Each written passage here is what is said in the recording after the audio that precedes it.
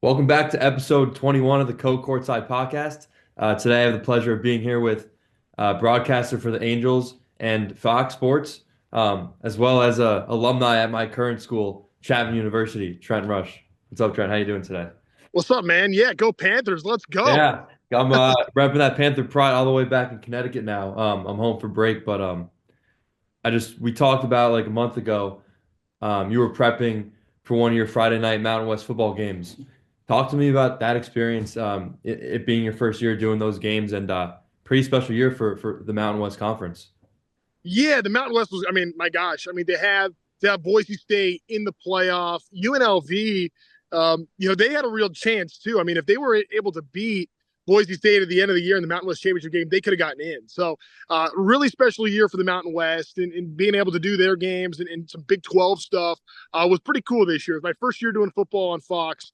And, it's a really neat experience in terms of maybe me not having a full appreciation for the prep and the work that goes into the week. I've been doing college basketball for Fox for 3 years now, so I get how it goes on the basketball side, but the football side is just another beast, and it's really cool. It's special to be a part of games like that. The Friday night package is pretty neat. You get some different eyeballs that you wouldn't normally get on a Saturday, so it ends up making for a really fun season, and it was pretty cool to be a part of it.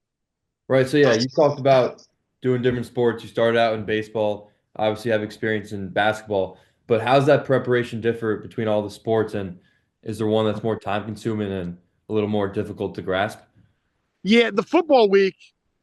Sorry, I lose you for a second. Sorry about that. The football week gets going right away. Like as soon as the game ends, I'm already thinking about the next week. I'm putting my spotting boards together, my charts. So I got player info on just about every player that's out there. My offense, my defense boards, both teams. I mean, and that's a substantial workload to get ready for that. Talking to the coaches, we do Zoom calls early in the week, and then we get on site. We try to meet when we get on site as well and check out the facility and everything that goes along with that. And just the amount of teamwork and production that goes into football, it's massive. Football is a massive event. College basketball, a lot of times, yeah, I'm doing a lot of homework and watching a lot of film, a lot of game tape, getting ready for the week. And I put charts together too. There's just not as many players in Right. basketball as there is in football. So it doesn't take maybe quite the same amount of time.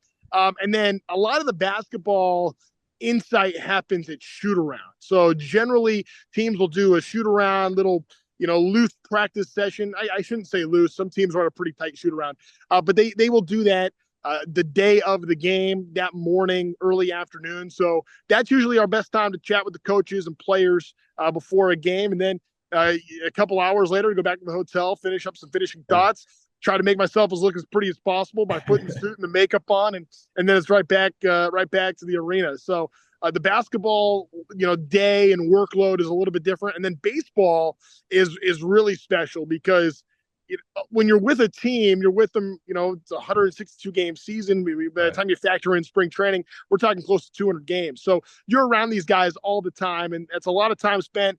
I don't love going in the clubhouse. I try to limit my time in the clubhouse, but I spend a lot of time on the field in batting practice, being around the dugout, being around the guys pregame to just try to pick up any story that you can for the show Yeah. that night.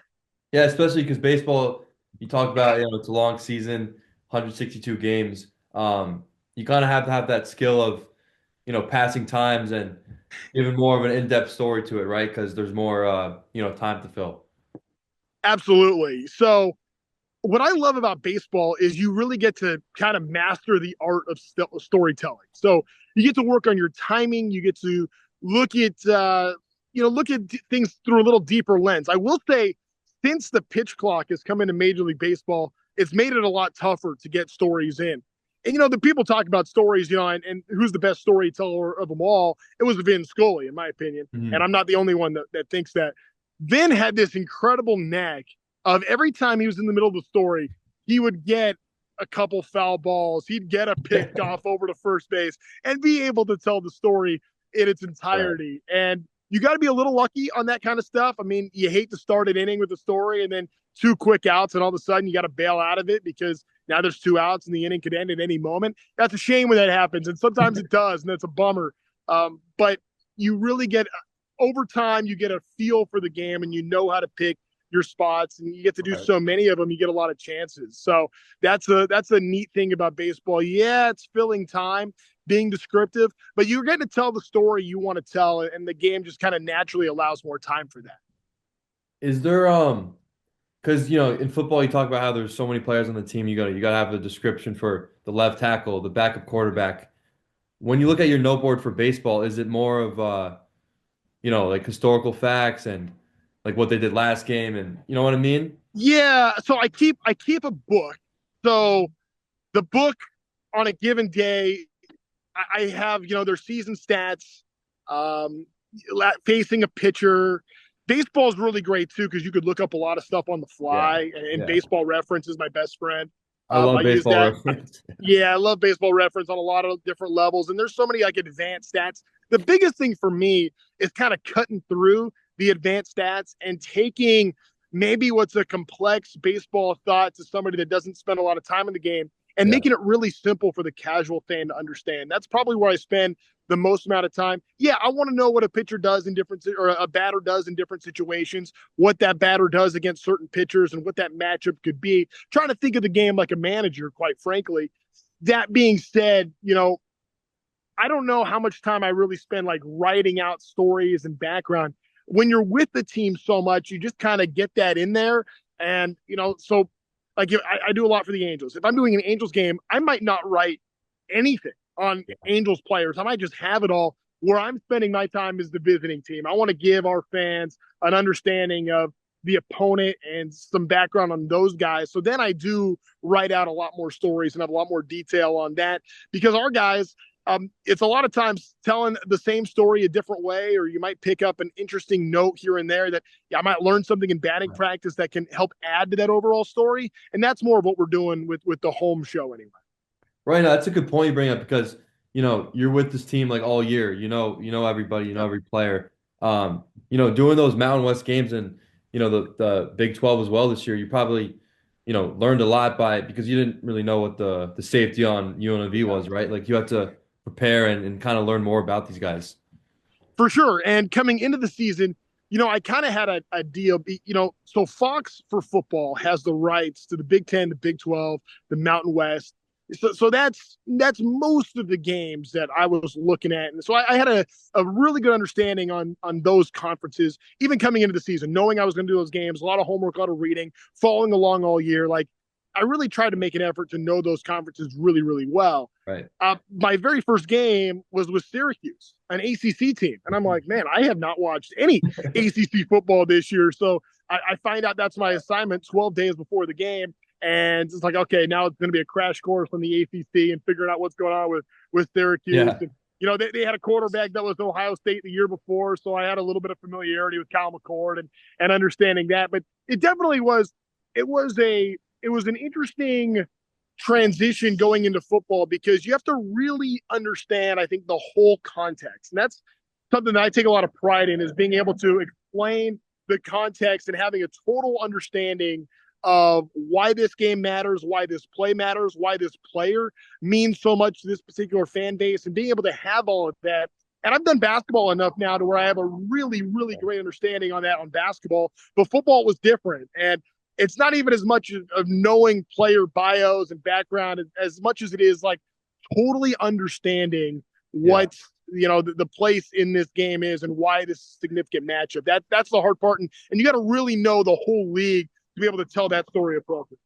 And that's fun to you, right? Like, because me, I'm a sports junkie. You could probably relate to that too. Like you said, oh, I have 12 days to, understand the Syracuse team to prepare for them. And, one, you're learning, and two, it's a fun thing to kind of challenge yourself at.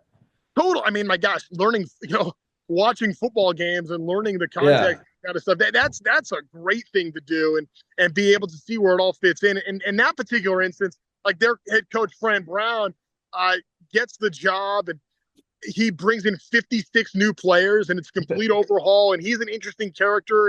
And that's maybe the one thing that I really appreciated about getting to do football this Right. year is spending time with the coaches and the different characters that you get. You get people from all different Right. walks of life that have all kinds of different stories to tell. So that's what like that's what I really try to bring to the show. Like if I find somebody really interesting on a Zoom call, my first thing is, okay, I call my producer. How can we tell this story and help people understand and see what we see? Because I think people are interested in people, and those are the stories that I think are a blast to tell. Um, we'll change topics a little bit here, but when did you realize that, broadcasting and being on air like that, this was natural for you and it was a passion? Because I'm sure people told you you have like the natural broadcasting voice, but when did you realize that, you can make a profession out of this? Yeah, I that's an interesting question. So I always wanted to be an athlete, right? Who doesn't want to be a pro Yeah. athlete?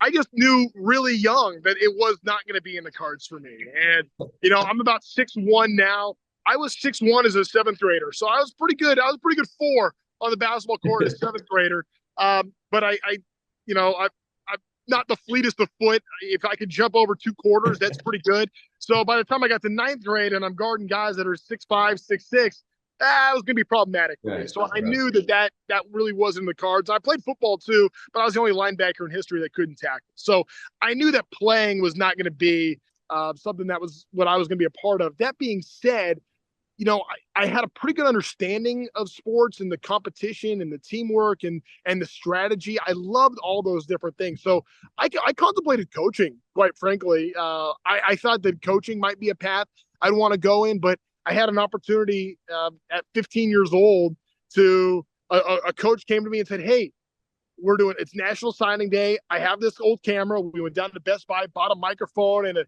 XLR cable, and said, hey, why don't we just start doing some interviews and putting it on YouTube?" And YouTube was pretty young at the time. In fact, we were even streaming some stuff live on a website called Ustream, where I would, at my high school basketball games, I was wearing the headset, manning the camera, and manning the laptop, try to make everything go in these very early days of live streaming. So we were Mhm. live streaming really before anybody else was. And it was mostly for the parents and, some fans that were out of Yeah. town. And it was pretty cool to have something like that. But, I kind of figured then, all right, this is going pretty well. I'm getting opportunities. People seem to like it. So I pursued it and I went to college knowing this is what I wanted to do. And I've been really, really blessed to get a bunch of different opportunities and make the most of the different situations I've been put in. Yeah, no, that's awesome. And um, I feel like for me doing this type of stuff, like you said, parents can get a hold of it, Yep. families, and it's like a good way to give back and really put your imprint on the game too. Because like you said, I couldn't play college sports and beyond. I wasn't good enough. Um, you know, See, and that's I'm so glad you said that. It's never lost on me. And maybe, sometimes you get into a game and you're not really thinking about that. But for me anyway, like if I'm gonna say something, especially if I'm gonna say something critical, I'm saying it with the understanding that I know mom and dad are going to see this. I right. know the grandparents and friends and family. I know that they're going to see this. And you got to treat the situation like you would treat a human being and never really lose sight of that. So that's been a big thing for me and how I handle things. And I'll be critical when I need to be critical. Like if the team play is not good, like I have no problem sharing that and telling that story. But I've had so many different family members, especially in baseball, come up to me because baseball is different. Like you really do get that family sense and you're around them so much. I Mhm. have relationships with the parents of Angels players. So yeah, I'll be critical when I need to and they're struggling. But I make sure never to lose sight of who's really watching this. And yeah, of course, you're trying to serve the fans. That's first and foremost. But these are people too, and I want to make sure the families also Right. are able to enjoy. So yeah, you do radio for the Angels, and you're also obviously on TV doing basketball and football. How does the preparation and just being in the moment differ from doing radio and TV? The difference I think is on radio, you're telling the story that you want to tell however you want to tell it. You're not checking off with anybody. You truly get to pick the timing you want and really dictate and orchestrate the whole thing. So there is a freedom I think that comes in radio. And it's a little bit more of a challenge because it's all on you. Like there's not anybody else to lean on.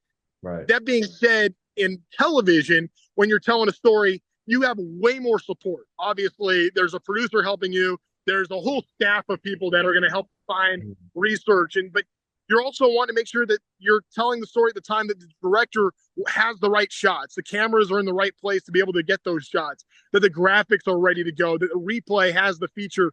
that's set with that, and the producers kind of putting it all together, and then you tell the story, and then your analyst chimes in. There is a really big team component to television, and honestly, that's what I love most about TV is that team component. I live for that. That's Mm. really fun for me. But on radio, it really is. It's there is also a freedom to being able to tell just whatever you want to say whenever you want to tell it and not have to worry about the other stuff, which is kind of nice too. But I happen to be one that prefers to work with people.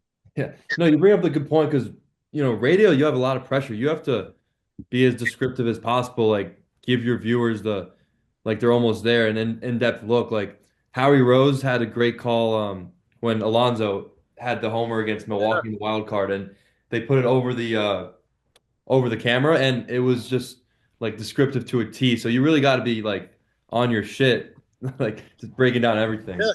Well, there is a responsibility for sure, and on the radio side, you want to make sure that you nail it. And you again, like I said, there's nobody else to lean on, so it's whatever you can come up with, whatever story you're able to tell, and that's yeah. There's pressure that comes with that, but like I said, there's also a freedom to that. It's Mhm. kind of nice not having to worry about anything else and just being able to just say what you want to say. Yeah. So it's a little bit liberating. Like people ask me what's harder, TV or radio, and the natural instinct, I think people would think, oh, well, radio is way tougher because you're talking more and you got to come up with more. But not necessarily. Sometimes even with all the support, I feel a pressure on television less about my call. Like I feel personal pressure on radio. Like, okay, I don't want to screw this up because it's me. It's up to me to get it right on TV, I'm like, man, there's so many people working at this thing. I don't want to screw it up for the truck. Like, I don't want to screw it up Yeah. for the producer and all the other people that are working so hard too. So it's a different kind of pressure. I don't know that one's necessarily easier than the other. Definitely talk more on radio, Right. but it's not necessarily harder on radio. It's just different skill sets. Do you uh do you still get the butterflies right before you go on air? Like at least for me, because I'm not trying to compare, but Yeah, I go on and for a Chapman basketball broadcast with probably like 5 to 10 viewers, and I still get the butterflies before I go yeah, on. But do yeah. you? Good. Yeah. The butterflies mean you care. And so Right. yes, I do to a certain extent, and I wouldn't say every time. And I actually, it's a different kind of nervous I get. If I am so comfortable where I don't have any butterflies at all, I have to kind of remind myself, dude, like lock in, like let's Yeah. go. And that happens sometimes too, where I'll be so relaxed and so at ease that it's like, well, let's kick it up a little bit and lock in. I have found that the games where I have like no butterflies, I will make more mistakes than the games Mm. that I do. I've been able to kind of hone in some of those nerves and make that something positive. So yeah, I like feeling a little nervous. Like how many times in life are you in a situation where something can be a little bit nerve Yeah. wracking and trying something new and you feel that adrenaline. It doesn't happen that much, but it does on a broadcast, and it's something it's a great feeling. And I hope anybody that ever wants to do it gets a chance to feel that because it's pretty Yeah. cool. No, that's a great point, and it puts it into perspective. And it's not once you have like you get that first minute in, and the butterflies go away, and then you're like, oh, yeah, I could do this, I can handle it, and it's a great feeling. No, it is, and it's you feel like you're accomplishing something, and Yeah. even if you've done it 1,000 times, like I hope it never goes away. I always want to feel a little sense of that because it just means you love what you're doing and you want when you like the butterflies for me aren't like nervous of oh what are people going to think of me. The butterflies are like I'm excited. I'm looking forward to this. Right. This is pretty cool, and I really want it to go well because I want to do the job right. That's where kind of those butterflies come in for me, and that's I mean I love it. I think it's cool, and like I said, the times I get worried, and now I got my own butterflies. Now I have all kinds of new nervous things going on. If I'm Yeah. so relaxed that I don't feel it, I'm like, uh-oh, that's when it's time to really step it up. About building chemistry with your color commentator, is that something that, takes a couple games to mold in or depends on the person? How does that work in building that relationship? Yeah, it depends on the person for sure. And every game you do with somebody, you feel a little bit better about it, I would think.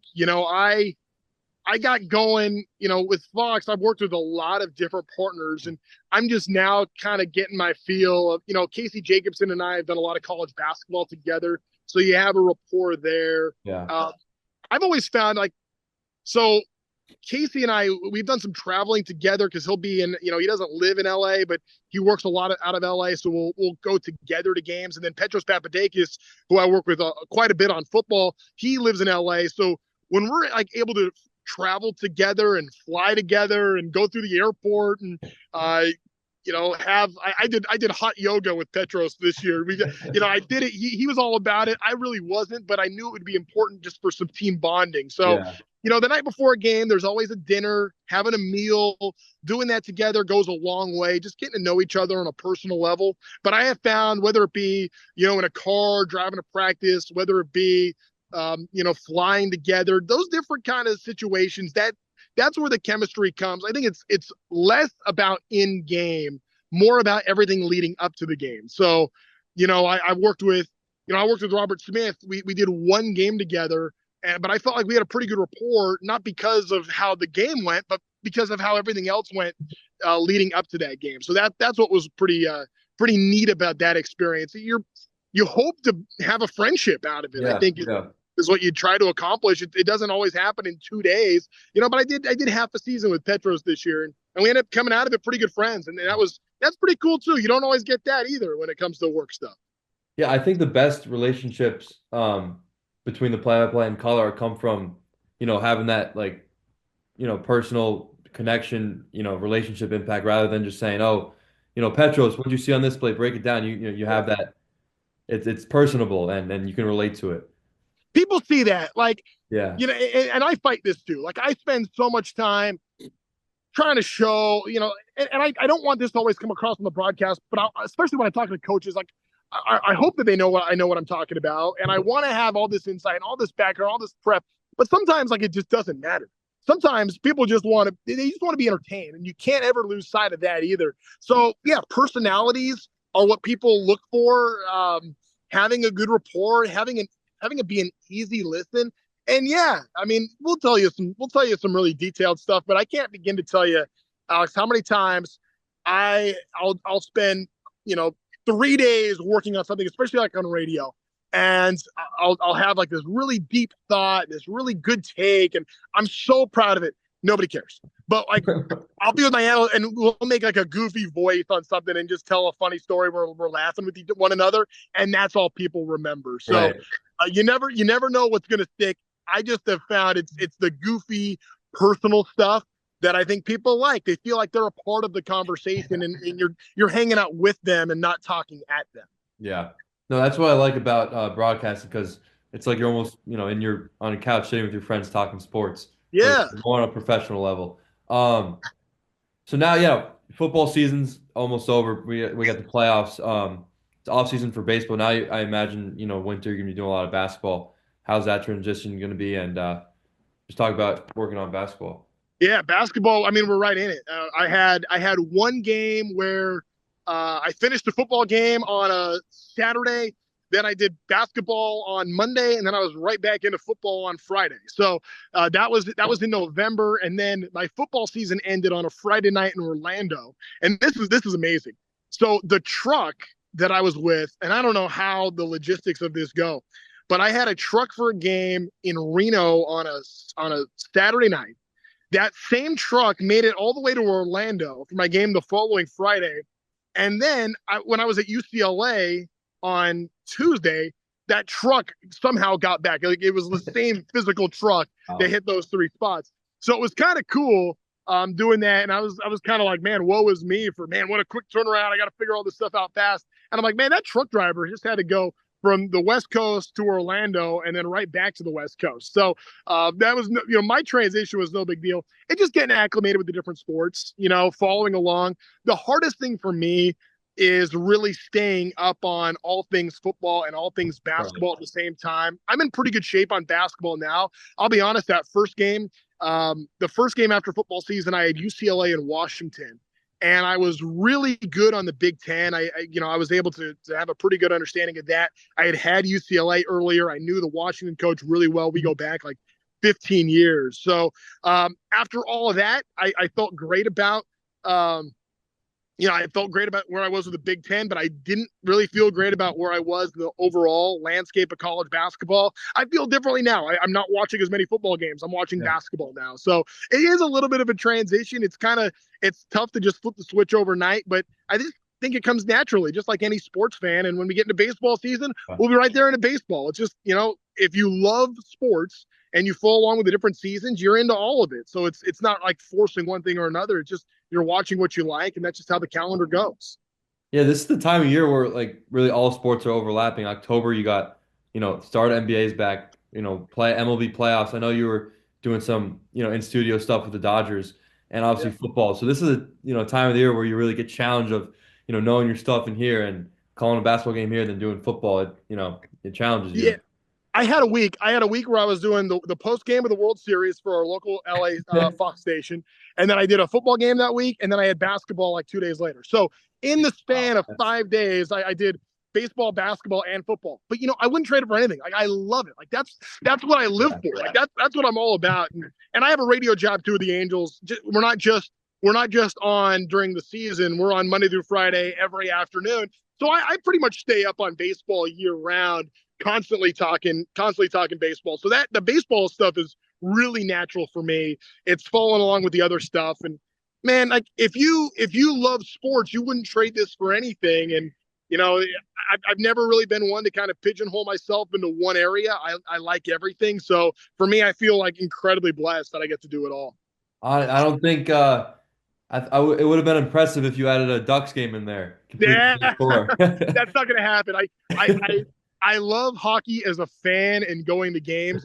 How these guys call hockey play by play, you got to be kidding me. Like that is the hardest thing in the world for me. So maybe there will be a day where I get into hockey to do play by play. I just know that day is not today. Thank goodness.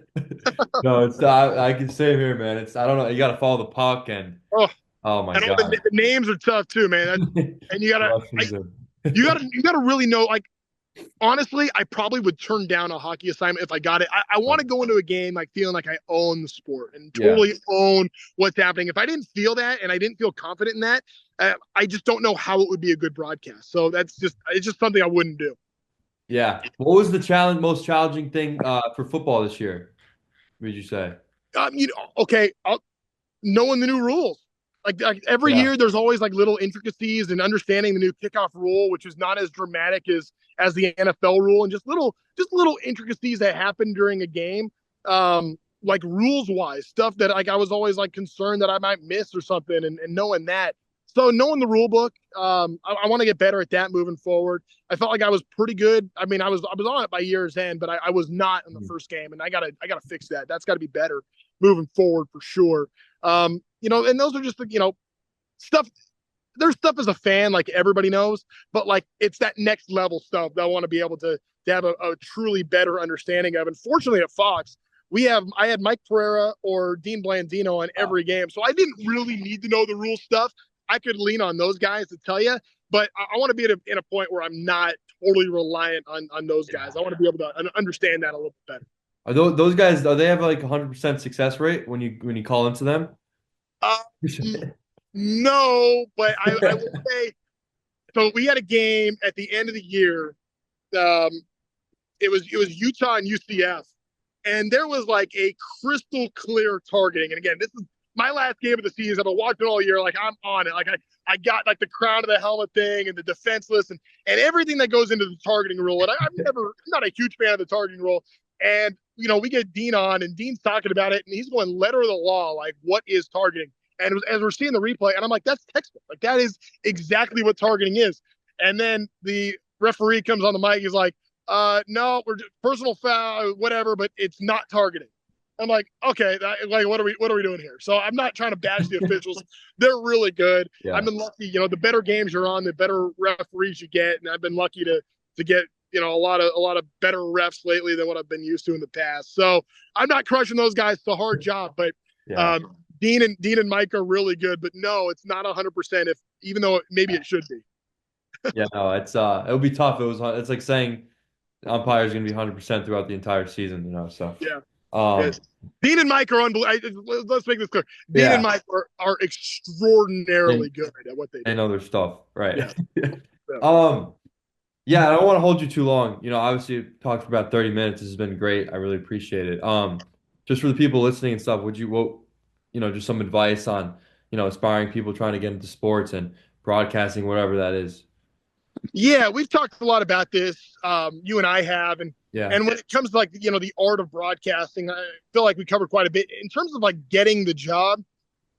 It really is a who you know business, and I started not knowing anybody, so I made it my goal to meet as many people as possible. And my job with the Angels, I applied for that job. Like I was somewhat sought out, not me personally, but like they were looking for somebody. I knew they were looking for somebody.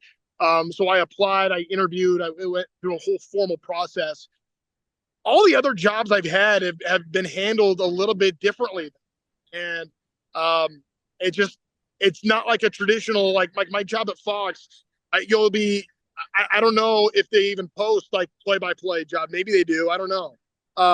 It's just, searching online is not exactly the way that I've been able to find success finding Mhm. jobs. It's been through connections, and I know all these jobs they end up being posted online somewhere. It's just natural, but a lot of times the best thing I would say is get to know as many people as possible, make friends, and don't burn any bridges. And you know what? You might not get a job out of it, and that's okay. You can still develop a great relationship.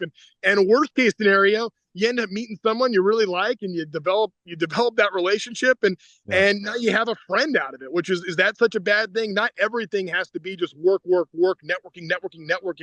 Getting to know people and understanding them personally, I think that's pretty cool. And if it works out for a job, great. If it doesn't, well, that's okay too. And you'll find something. And that's the best advice I can give. It's great because obviously we have the Chapman connection. Yeah. We're not the cocky people at Syracuse Newhouse, but we're hopefully we can make a name for ourselves. Hey, we're holding it down on the West Well, Coast. Let's go. We got a pretty good group coming out of Chapman yeah, we got we University. got Yeah. we got a crew, and you're leading the way. So Trent, thank you so much for all the advice you've given me, and hopefully people listening can say the same. And you've been a great person to kind of mirror from, and I really appreciate it. Well, I appreciate you saying that, Alex. And hey, keep it up. You're doing awesome. Thanks for having me on the podcast, and looking forward to catching up again soon. Appreciate it. Yeah, have a good one, Trent. Happy holidays. All right, we'll see you. Same to you. Yeah, bye.